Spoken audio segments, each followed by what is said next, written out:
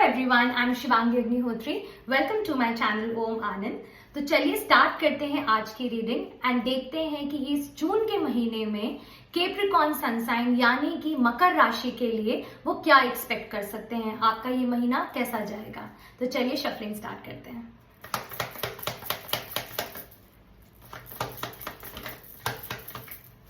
Card गिरा है and the card is the hermit. तो इस महीने आपको अपनी स्पेस में रहना अच्छा लगेगा। आपको लगेगा कि मुझे ज्यादा लोगों से नहीं मिलना है, ज्यादा बात नहीं करनी है and it will be out of choice. जरूरी नहीं है कि आप बहुत अपसेट हो कि मेरी लाइफ में ये प्रॉब्लम आ गई या वो प्रॉब्लम आ गई, नहीं। द हर्मिट से मुझे ये दिख रहा है कि आपको अपनी स्पेस पसंद आएगी, आपको वो अलोन टाइम, मी टाइम चाहिए होगा इस महीने एंड आप उसको एंजॉय भी करेंगे।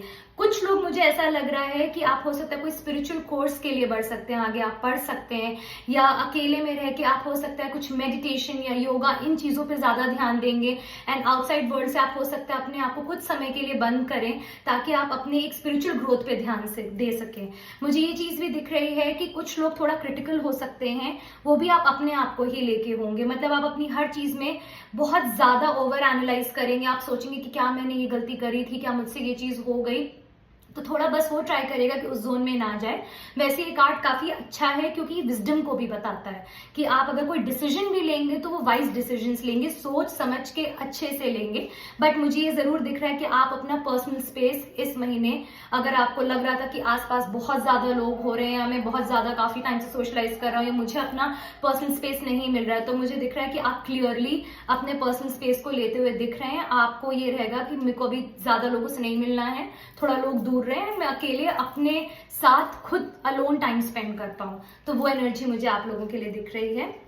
हैंडमैन, कुछ लोग हो सकता है कि काफी समय से किसी स्टैग्नेंट सिचुएशन में है, कुछ ऐसी सिचुएशन है जो फंसी हुई है और आगे नहीं बढ़ पा रही है और आपको समझ में नहीं आ रहा है कि मैं इस सिचुएशन से बाहर कैसे निकलूं। बिकॉज जब द हैंडमैन आता है, ये मेजर आर्काना कार्ड है, ये हमें बताता है कि कोई ऐसी सिचुएशन है जो आसान नहीं है आपके लिए कि बस अभी ये डिसीजन लिया एंड अब अचानक से सब कुछ सही हो जाएगा। ये मतलब ऐसा है कि ना आप यहाँ के हो ना आप वहां के हो, आप बिल्कुल बीच में फंसे हुए हो, उल्टे लटके हुए हो इसकी तरह। तो आपको ये भी लग सकता है कि उस सिचुएशन में आप बहुत रिस्ट्रिक्टेड फील करोगे। मतलब आपको लगेगा कि आपके पास कंट्रोल नहीं है, मतलब आप कुछ भी एफर्ट्स लगा लो, आप अपने फेवर में उस सिचुएशन को नहीं घुमा पा रहे हो। तो ये चीज आपको थोड़ा फ्रस्ट्रेट कर सकती है इस महीने। तो थोड़ा टाइम लीजिए, ढंग से सोचिए कि कैसे उस चीज से निकलना है। बट हाँ, थोड़ी स्टैग्नेंट एनर्जीज आपकी रह सकती हैं। फोर ऑफ पेंटिकल्स, हो सकता है आप इस महीने पैसे को लेकर या फिर किसी पर्टिकुलर पर्सन को लेकर बहुत ही पॉजिटिव फील करें एंड ये पॉजिटिवनेस अच्छी नहीं होती है। जब भी फोर ऑफ पेंटिकल्स आता है मतलब आप किसी चीज को इतना ज्यादा अपनी लाइफ में रखना चाह रहे हैं या इतना ऑब्सेसिवली उस चीज के बारे में सोचते हैं या वो चीज आपके लिए इतना ज्यादा इंपॉर्टेंट है कि आप अपने आप को कहीं ना कहीं भूल रहे हैं। तो वो बहुत जरूरी है कि अगर मान लीजिए कोई सिचुएशन भी है तो उसको यहाँ से निकालिए, उसको यहाँ से भी निकालिए। बिकॉज अगर नहीं निकालेंगे तो आप हैंडमैन की सिचुएशन में ही रहेंगे।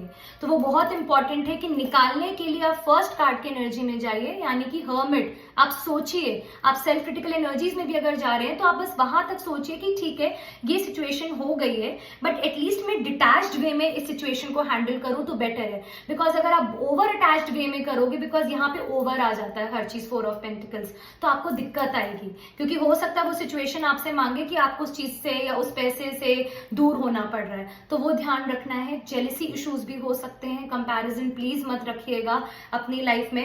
पैसे को लेके आप बहुत ज्यादा वैसा फील कर सकते हैं कि मेरी कोई चीज है मैं उसको होल्ड करके रख रहा हूं, या ये भी हो सकता है कुछ सिचुएशन में कि आपने डोंट माइंड, बट जो मुझे एनर्जीज मिल रही है कि हो सकता है किसी की कोई चीज थी जो आपने, एंड वो राइटफुली उसकी थी, जो आपने होल्ड करके रखी हुई है आपके पोजीशन में और आप नहीं दे रहे हैं। तो वो मत करिएगा क्योंकि वो चीज मुझे एनी विच वेज जाते हुए तो दिख रही है, लेकिन इससे क्या होगा, आप मेंटली बहुत डिस्टर्ब होंगे। तो जो भी वो चीज है उसको प्लीज लेट गो करिए। जब आप लेट गो करेंगे तभी आपको बेटर फील होगा, आप आगे फॉरवर्ड बढ़ पाएंगे, नहीं तो आप नहीं बढ़ पाएंगे। कुछ ऐसा कम्युनिकेशन है इस महीने जो आप एक्सपेक्ट कर सकते हैं। अगर काफी टाइम से लड़ाई झगड़ा किसी सिचुएशन में हो रहा था या अच्छे से कम्युनिकेशन नहीं हो पा रहा था आपके फैमिली मेंबर्स के साथ, तो कम से कम ये हो पाएगा कि आप शांति से बैठ के कोशिश जरूर करोगे कि अच्छे से उस बात को प्यार से कम्युनिकेट किया जाए। तो वो कम्युनिकेशन मुझे थोड़ा सा स्मूथ होते हुए दिख रहा है। क्वीन ऑफ कप्स, कुछ लोग मुझे ऐसा दिख रहा है कि नर्चरिंग एनर्जीज में रहेंगे, लेकिन नर्चरिंग एनर्जीज के साथ साथ जो उनकी खुद की इमोशनल डिमांड्स है वो शायद लोगों को वो एक्सप्रेस नहीं कर पाएंगे। हो सकता है अपने आप को दूसरों को तो दे रहे हैं बट अपने लिए इमोशनली बंद हो चुके हैं कि नहीं बस मुझे दूसरों के लिए करते रहना और अपने लिए मैं कुछ भी नहीं कर पा रही।